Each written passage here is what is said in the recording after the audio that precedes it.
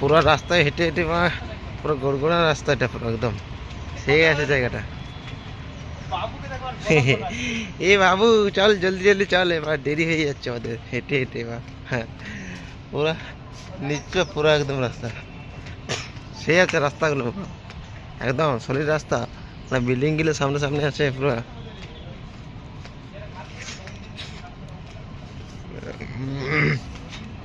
পুরো রাস্তার নিচ ধারে রাস্তা না, নিচে নিচে রাস্তা একদম মেট্রো, মেট্রো রাস্তা একদম নিচে সোজা।